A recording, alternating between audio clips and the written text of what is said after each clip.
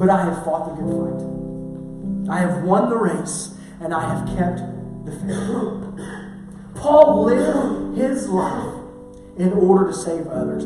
Paul lived his life in order to spread the gospel of Jesus Christ to the ends of the earth. Paul lived his life in order to build up the churches and to encourage people so that the gospel of Jesus and the good news of the grace of God could spread across the world. There was absolutely nothing that was going to stop him. There was nothing that was going to deter him. There were no beatings, no stonings, no floggings, no shipwrecks that were ever going to stop him or make him shut up about the gospel.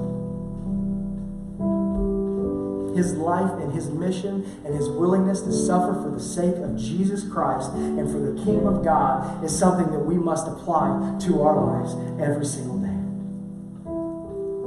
So when we stop and we read about the final days of Paul's life and his attitudes and his heart and his motivation, we can take that and put ourselves up against him. To take our lives and our heart and our motivation and our actions and put them as a standard against his.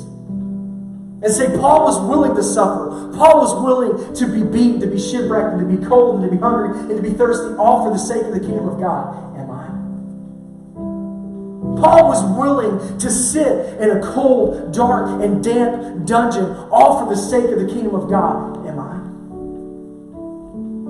Paul was willing to go to Rome knowing that it would end in his death. Knowing that his head would more than likely be chopped off. He was willing to do that for the sake of the gospel of Jesus Christ. Am I the